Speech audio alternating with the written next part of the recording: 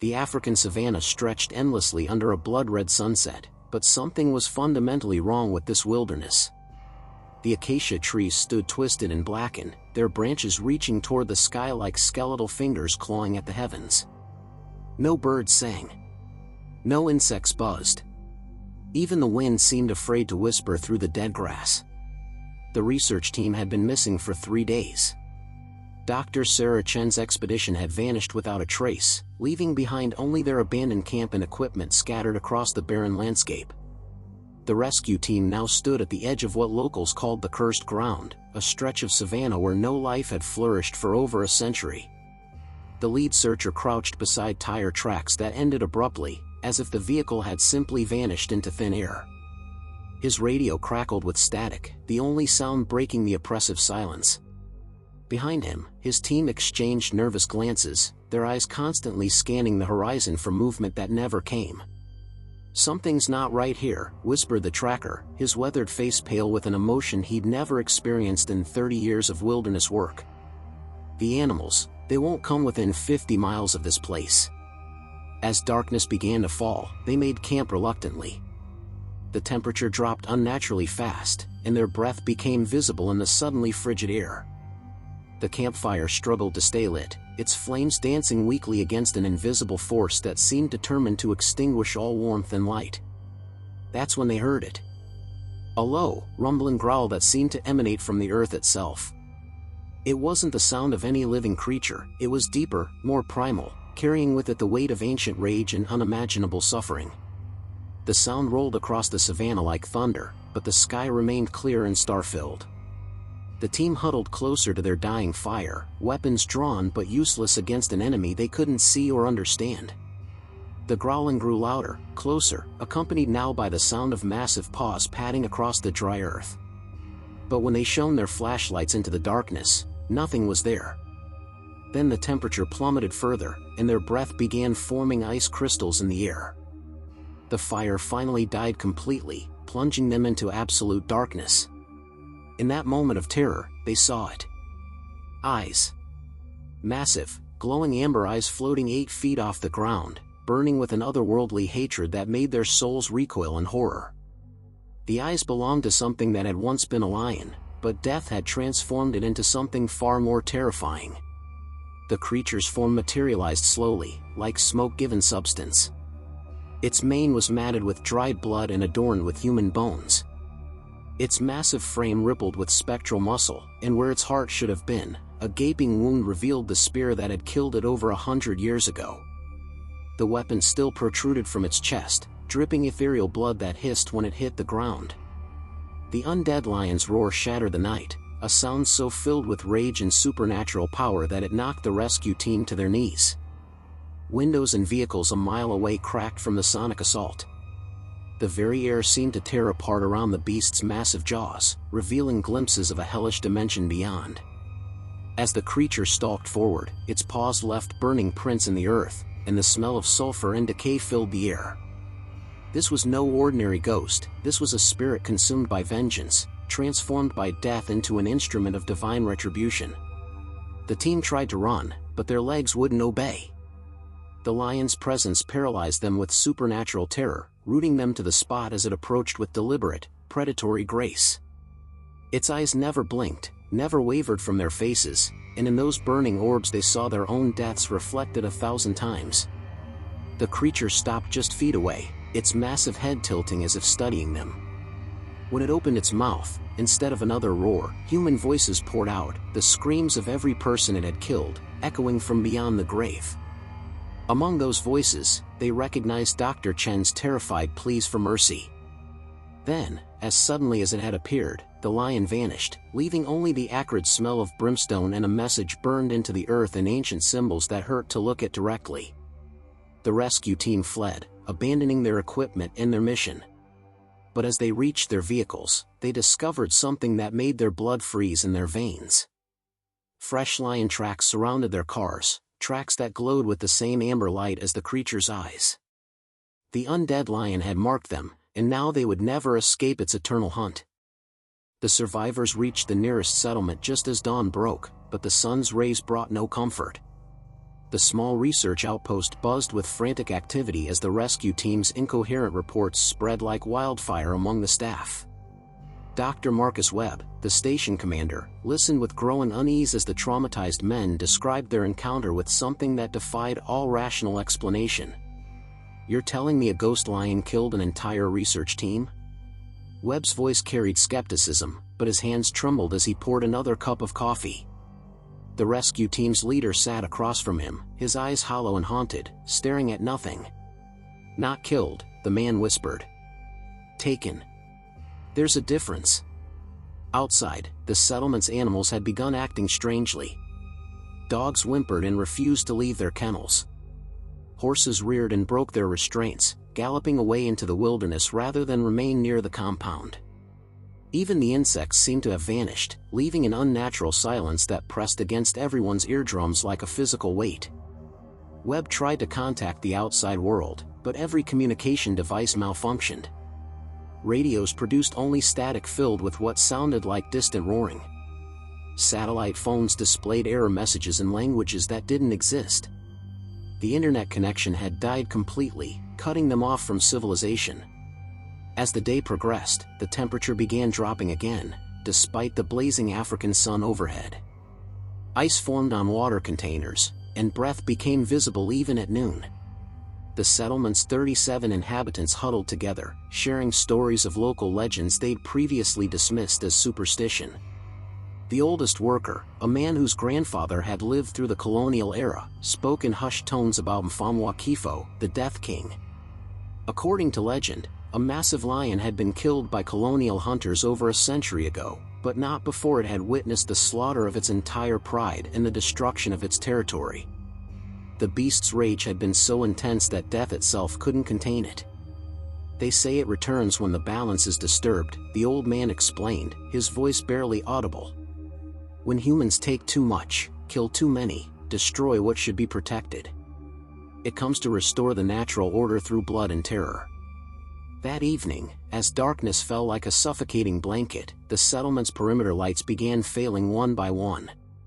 Each bulb exploded in a shower of sparks, plunging sections of the compound into absolute darkness. The backup generators roared to life, but their mechanical sounds were quickly drowned out by something far more terrifying. The growling had returned. It started as a low vibration felt more than heard, making the ground tremble beneath their feet. Windows rattled in their frames, and metal structures groaned under an invisible pressure. Then the sound grew, becoming a roar that seemed to come from everywhere at once, above, below, and from within the very walls themselves. Webb ordered everyone into the main building, but as they gathered in the central hall, they realized they weren't alone. Shadows moved independently of their sources, stretching and writhing across the walls like living things. The temperature plummeted further, and their breath formed clouds so thick they could barely see each other. That's when the first person vanished.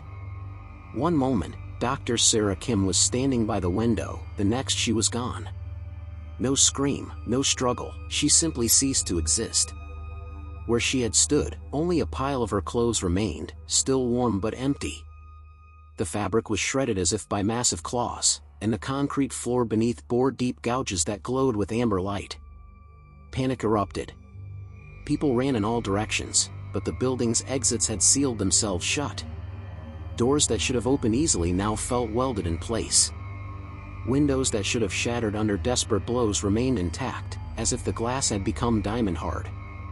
The undead lion materialized in the center of the room, its massive form more solid and terrifying than before. Its spectral mane writhed like living serpents, and the spear in its chest pulsed with dark energy.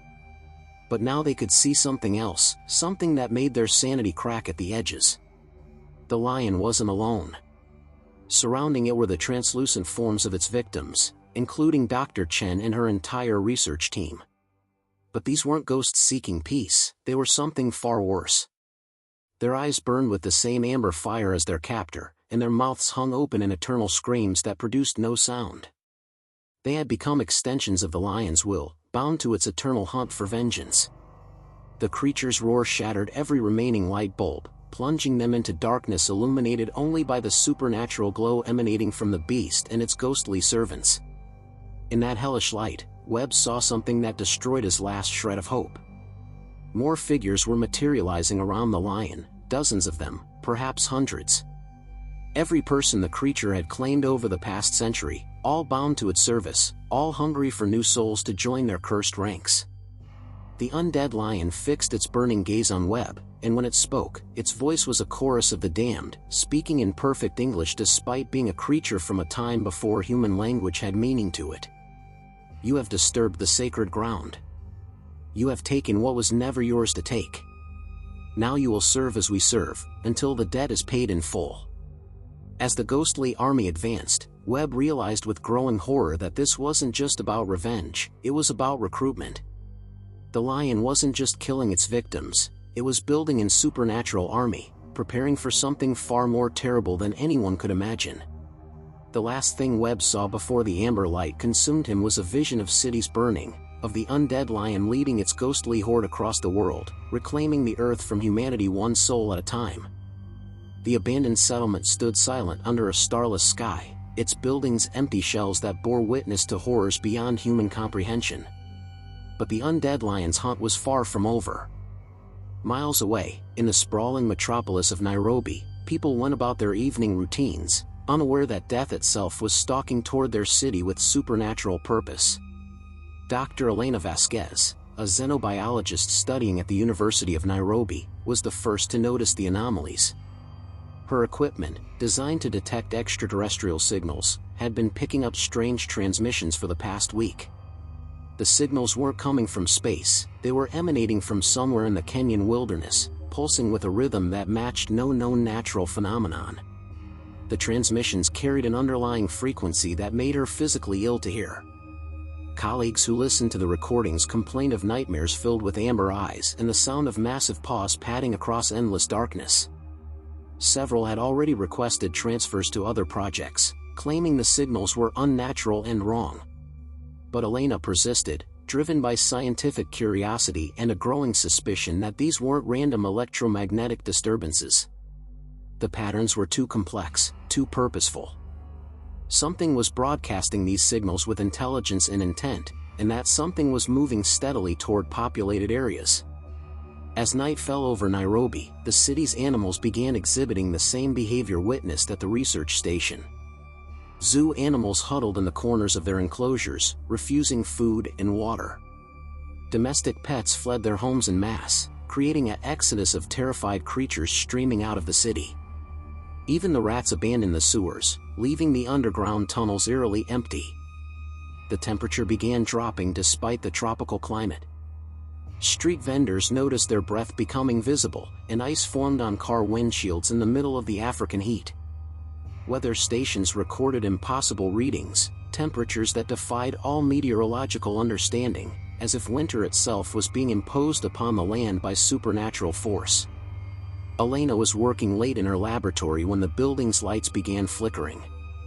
Her equipment registered massive electromagnetic disturbances, and the alien signal she'd been tracking suddenly intensified to painful levels. Through her headphones, she heard something that made her blood freeze, the unmistakable sound of a lion's roar, but distorted and amplified beyond anything earthly. The university's security cameras captured the first sighting. A massive shape moving through the campus grounds, visible only as a distortion in the air that bent light around it like heat shimmer. But this wasn't heat, it was something far more sinister. Where the creature passed, the very fabric of reality seemed to tear, revealing glimpses of a dimension where amber light burned eternal and the screams of the damned echoed endlessly. Elena watched in horror as the security feed showed students and faculty simply vanishing. One moment they were walking across the courtyard, the next they were gone, leaving only their belongings scattered on the ground and deep claw marks burned into the concrete. The marks glowed with that familiar amber light, pulsing like a heartbeat. But something else was happening, something that defied all understanding of the supernatural. The electromagnetic readings were off the charts, and Elena's equipment was detecting energy signatures that matched theoretical models of extraterrestrial technology. The undead lion wasn't just a ghost, it was something far more complex and terrifying. As she studied the data, a chilling realization dawned. The creature's energy signature was identical to readings she'd seen in classified reports about UFO encounters. The same electromagnetic disturbances, the same reality-bending effects, the same impossible physics. Whatever the undead lion had become, it was connected to forces beyond Earth itself. The laboratory door exploded inward, and Elena found herself face to face with the creature that had haunted her nightmares. But now she could see it clearly, and the truth was more horrifying than she'd imagined. The lion's form flickered between dimensions, sometimes appearing as the ghostly beast she'd heard described, other times revealing something else entirely. Beneath the spectral mane and burning eyes, she glimpsed technology, alien technology fused with supernatural energy. The spear in the creature's chest wasn't just a weapon, it was some kind of interdimensional anchor, keeping the beast tethered to multiple realities simultaneously. The amber light wasn't just ghostly fire, it was energy from another world, another plane of existence entirely. The undead lion spoke, its voice now carrying harmonics that hurt to hear, frequencies that existed outside human perception. "You seek knowledge of the stars, little scientist. We shall show you truths that will shatter your mind." Around the creature, reality began to warp and twist. The laboratory walls became transparent, revealing the vast cosmos beyond. But this wasn't the universe Elena knew, this was a nightmare realm where dead worlds orbited dying stars, where the screams of extinct civilizations echoed across the void. She saw the truth then, in visions that burned themselves into her consciousness. The lion hadn't just died and returned as a ghost. It had been chosen, transformed by entities from beyond the stars into something that existed in multiple dimensions simultaneously. The creature was a harbinger, a scout for forces that viewed Earth as just another world to be cleansed and claimed. The ghostly army surrounding the lion wasn't just composed of its earthly victims. Among the translucent figures, Elena recognized forms that were distinctly non-human, beings from other worlds that had fallen to similar supernatural predators. The undead lion was part of a vast network of interdimensional hunters, each one tasked with preparing their respective worlds for conquest. As the creature advanced, Elena saw her own death reflected in its burning eyes. But she also saw something else, a weakness. The alien technology keeping the beast anchored across dimensions was unstable, requiring constant energy to maintain. If that energy could be disrupted.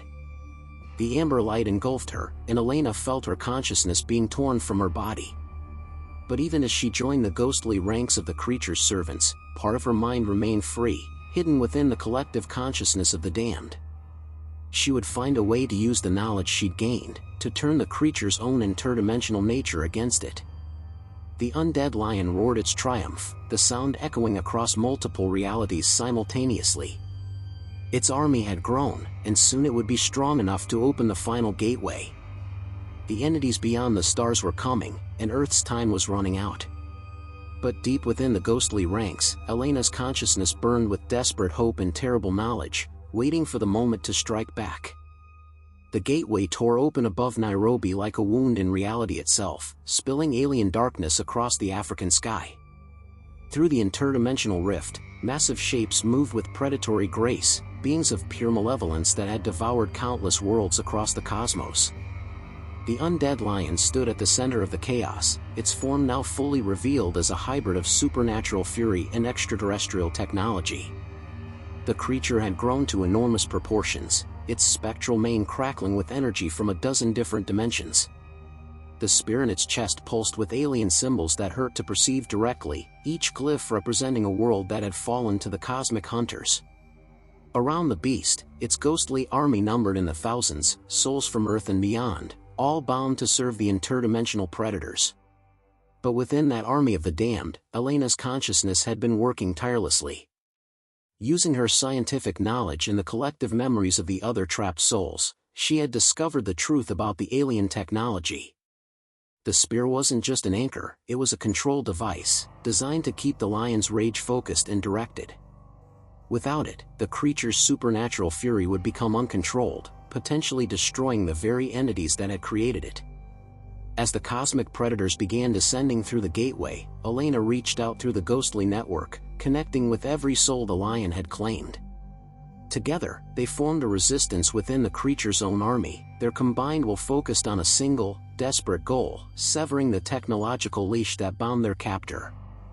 The undead lion sensed the rebellion within its ranks and roared with fury that shattered windows across the city. Its amber eyes blazed brighter as it tried to reassert control, but Elena and her allies had learned to hide their intentions within the collective consciousness. They appeared to be loyal servants while secretly undermining the very foundations of the creature's power. The first phase of their plan activated as the lion prepared to lead its army in the final assault on humanity.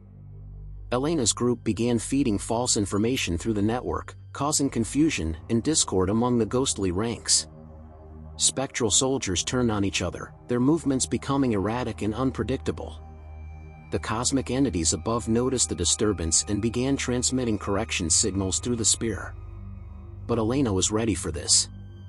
Using her knowledge of electromagnetic frequencies, she had taught the other souls how to create interference patterns. Their combined psychic energy generated a feedback loop that overloaded the alien control systems.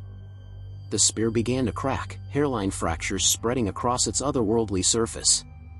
Each crack released bursts of pure supernatural energy, the lion's original rage, unfiltered and uncontrolled. The creature's roar became a scream of agony as its own fury turned against the alien technology that had enslaved it. The cosmic predators realized their mistake too late. They had underestimated the power of the lion's original hatred, the pure, primal rage that had first brought it back from the dead. That fury had been building for over a century, compressed and focused by alien technology, but never truly contained. Now it exploded outward with the force of a supernatural nuclear bomb. The undead lion's form began to change, the alien components burning away like paper in a furnace. What emerged was something far more terrifying than the hybrid creature. It was the lion's original spirit, magnified 1,000-fold by its time in interdimensional captivity. This was vengeance incarnate, rage given form and purpose. The creature turned its burning gaze upward, toward the cosmic entities that had dared to use its pain for their own purposes. Its roar shattered the gateway itself, sending shockwaves through multiple dimensions. The alien predators found themselves trapped in Earth's reality, cut off from their home dimension and facing the full fury of a spirit they had thought to control. What followed was a battle that transcended physical reality.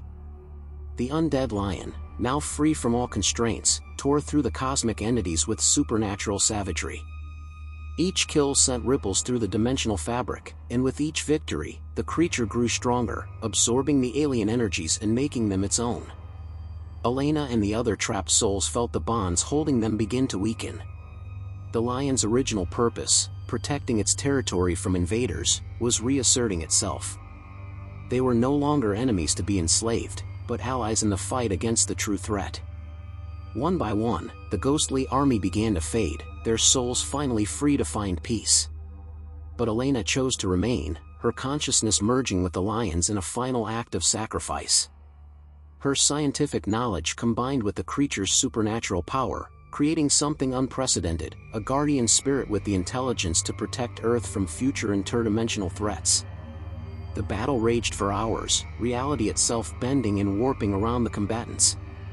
When it finally ended, the cosmic predators lay defeated, their essence scattered across the dimensional winds.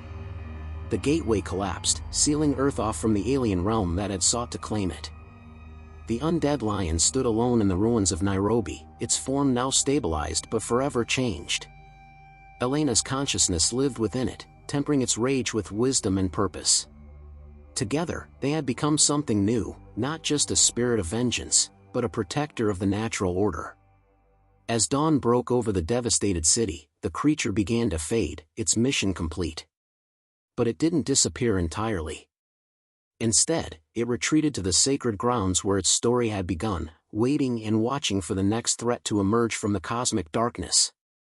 The survivors who witnessed the battle would never speak of what they had seen, but they carried with them the knowledge that Earth was protected by something ancient and terrible. In the African wilderness, where the acacia trees grew green once more and life returned to the savanna, the undead lion's eternal hunt continued, no longer for revenge, but for the preservation of all life on Earth. The Death King had found its true purpose at last, and the cosmos trembled at the thought of facing its wrath again. Thanks a lot for watching this video.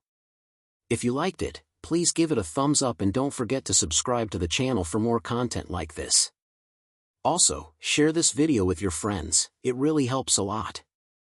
Raising hands. If I made any mistake in the video, I sincerely apologize. Feel free to correct me in the comments. And let me know in the comments, what should I improve in future videos? Your feedback means a lot. Speech balloon. See you in the next one, take care and keep learning.